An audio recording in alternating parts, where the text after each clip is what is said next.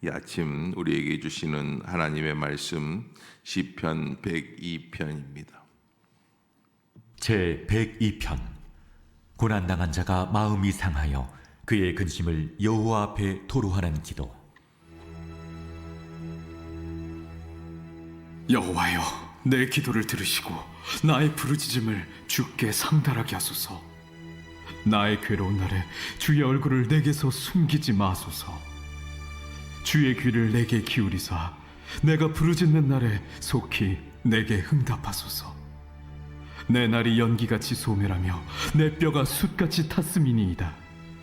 내가 음식 먹기도 잊었으므로 내 마음이 풀같이 시들고 말라버렸사오며 나의 탄식 소리로 말미암아 나의 살이 뼈에 붙었나이다.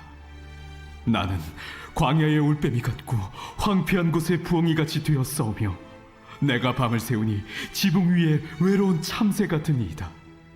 내 원수들이 종일 나를 비방하며 내게 대항하여 미칠 듯이 날뛰는 자들이 나를 가리켜 맹세하나이다. 나는 죄를 양식같이 먹으며 나는 눈물 섞인 물을 마셨나이다. 주의 분노와 진노로 말미암음이라. 주께서 나를 들어서 던지셨나이다. 내 날이 기울어지는 그림자 같고 내가 풀에 시들어짐 같으니이다. 여호와여, 주는 영원히 계시고 주에 대한 기억은 대대에 이르리이다.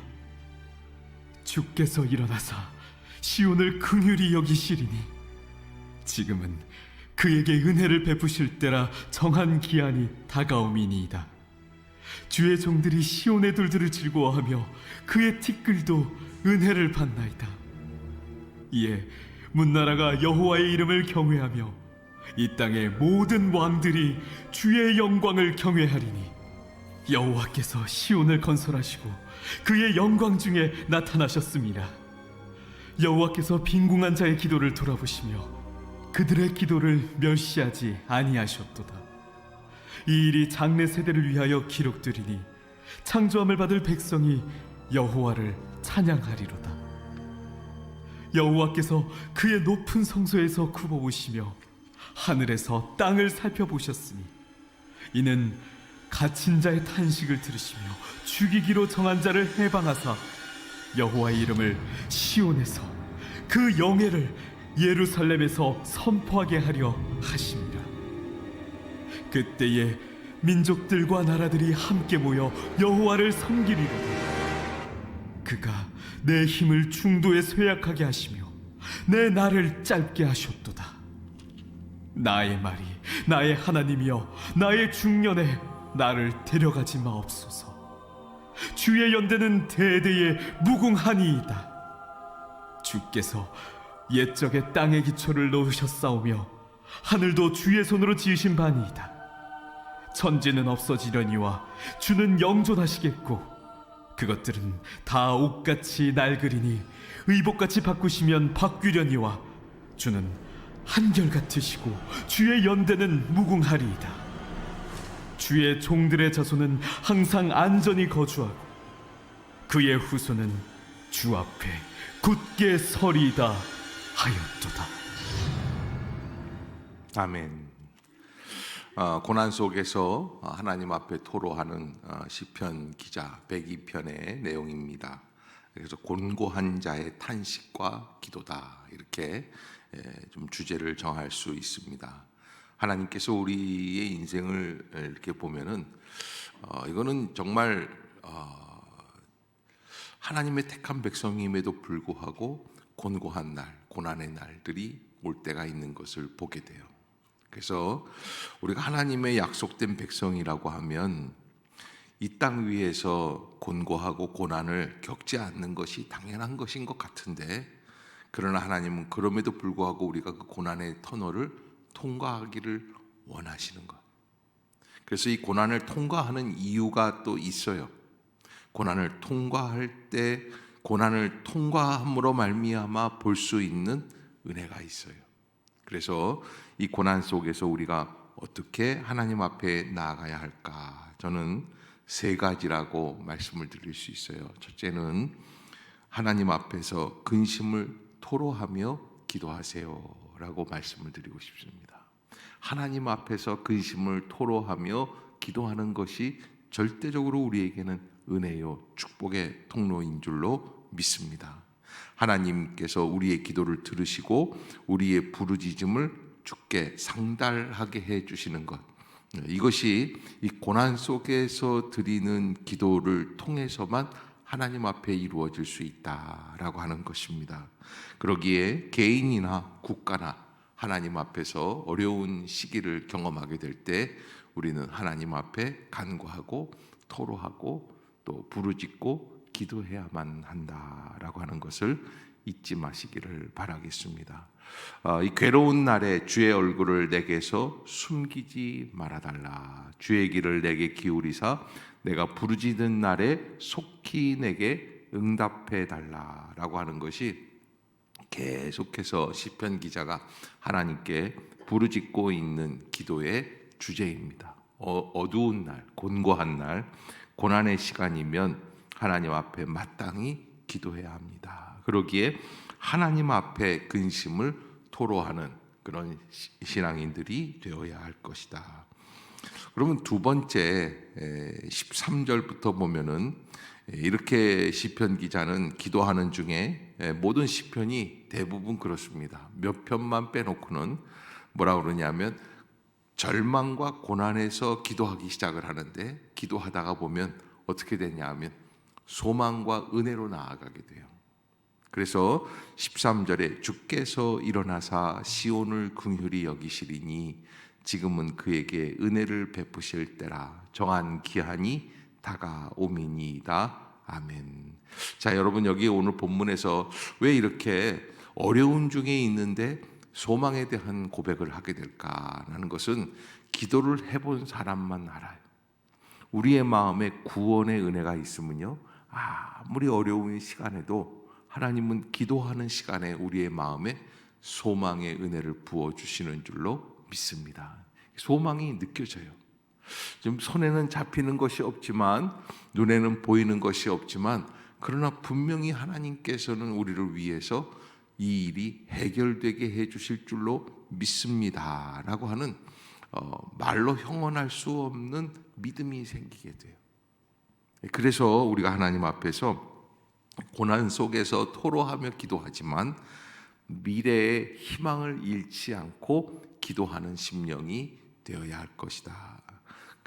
하나님 일어나시옵소서, 시온을 긍휼히 여겨주시옵소서, 은혜를 베푸실 때, 또 특별히 13절에 보면 정한 기한이 다가온다. 이게 무슨 이야기냐면 고난의 시간이 끝나고 기쁨의 시간이 다가오고 있다는 거예요.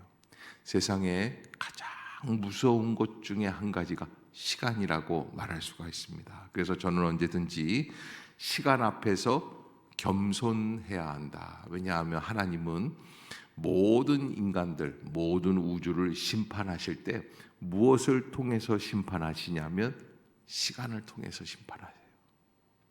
가만히 살다 보면 참 희한한 일들이 벌어져요. 지난 화요일인가요?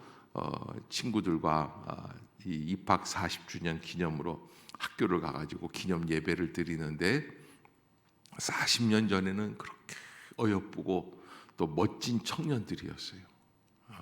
저만 빼고 다 잘생긴 것 같더라고요. 그리고 어쩜 그렇게 똑똑하고 지혜롭고 그런지 몰라요. 그런데 40년 만에, 거기에 한 35년 만에 만나는 친구들도 있었는데 다 할아버지가 됐어요. 다들 그러면서 거기에서 과거 40년 전에 그 기쁨을 다 누리고, 또 과거 40년 전엔 너무나 힘들고 어렵고 곤고한 사람들도 있었어요. 그런데 40년 뒤에 보니까 사는 게 다 비슷비슷해요. 거기서 거기에요. 그러기에 우리가 하나님 앞에서 하나님의 시간은 우리 인간을 하나님의 은혜의 길로 인도하는 통로다라고 하는 거예요. 하나님이 정하신 때가 있다. 그 시간 앞에서 우리는 겸손하게 주님의 은혜를 믿고 의지하고 나아가야만 한다. 아멘. 예, 여러분 잊지 마시기를 바랍니다. 세 번째는 하나님 앞에서 우리가 어떻게 기도해야지 될까? 23절부터 보면은 그가 내 힘을 중도에 쇠약하게 하시며 내 날을 짧게 하셨도다. 그래서 우리 인생에서 가장 어려운 게 뭐냐면 중간에 끝나는 거예요. 이거 참 어려운 일들이죠.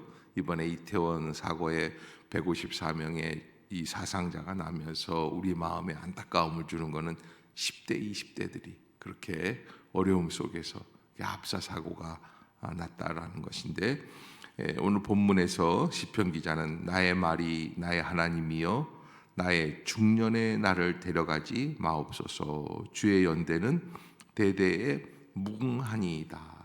그러니까 하나님께서 나를 이 땅에 보내주셨다고 한다면 마지막까지 끝까지 하나님은 우리의 길을 인도해 주시고 붙들어 주셔야 되는 거 아니겠습니까?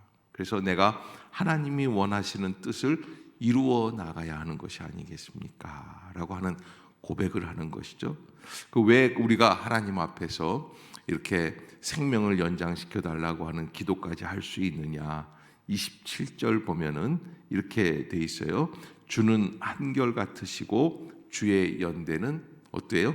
무궁하리이다. 그래요. 주는 한결 같으시고 주의 연대는 무궁하시리이다. 여러분, 우리하고는 비교할 수 없는, 우리가 70, 80 아니면 100년까지 산다고 해도 하나님의 시간은 어떻습니까? 무궁하시다는 거예요. 영원하시다는 거예요. 우리가 기도할 때마다 하나님은 영원하신 하나님. 그래서 28절에 그렇게 기도를 마치고 있습니다. 함께 읽어보겠습니다. 시작. 주의 종들의 자손은 항상 안전히 거주하고 주의 후손은 주 앞에 굳게 서리이다 하였도다. 아멘. 그래서 이 결론이 하나님 앞에서 고난에서부터 출발해서 하나님을 깊이 묵상하다 보면 하나님께서는 모든 길을 인도해 주시고 채워주실 줄로 믿습니다. 감사하면서 긍정으로 마치게 되는 것이죠.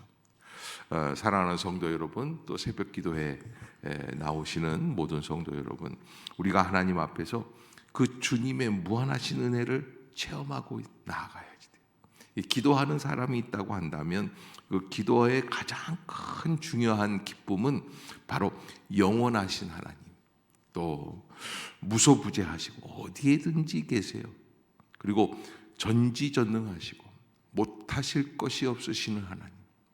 그래, 우리가 아무리 큰 어려움이 있다고 할지라도 그 어려움을 앞에 놓고 하나님께 다시 기도하기 시작한다면 하나님은 반드시 내게서 새로운 길을 열어 주신다라고 하는 것, 여러분들이 잊지 마시기를 주의 이름으로 축복합니다. 아침마다 나와서 하나님 앞에 간구할 때 하나님은 반드시 이루어 주시고 온전케 하여 주시고 우리는 새일의 소망을 새롭게 해 주시고, 그래서 영원하신 하나님을 붙들고 나아갈 수 있게 해 주시는 하나님이시다라는 것 꼭 잊지 마시고 믿음으로 승리하시는 그런 모든 성도들이 다 되시기를 주의 이름으로 축복합니다. 기도하겠습니다. 사랑의 하나님, 은혜를 감사합니다. 이 아침도 저희를 깨우시고 주의 전으로 인도해 주시는 주의 은혜를 찬양하며 감사드립니다. 오늘 아침 주신 말씀 그대로 주님 앞에 모든 고난 속에서, 절망 속에서 주님 우리의 심령을 토로하며 기도할 수 있는 시간을 주심을 감사드립니다. 또한 기도할 때 내일의 비전을 잃지 않게 하여 주시고 소망 가운데 기도할 수 있게 하여 주시고, 아무리 마음이 절망 중에 있어도 하나님은 우리의 기도를 소망으로 이끌어내 주시는 줄로 믿습니다. 성령께서 함께하여 주시어서 마침내 주의 은혜에 이를 수 있는 복된 심령들이 다 되게 하여 주시옵소서. 성령께서 함께하여 주시옵소서. 영원하신 주님만을 붙잡게 하여 주시옵소서. 주님, 이 한 주간도 은혜로 주님께서 우리의 길을 인도해 주셨는데 이제 하나님 새로운 주간을 바라보며 또 새로운 계절을 바라보며 하나님의 은혜가 나타날 수 있는 복된 심령들이 되게 하여 주옵소서. 예수님의 이름으로 간절히 기도드리옵나이다. 아멘.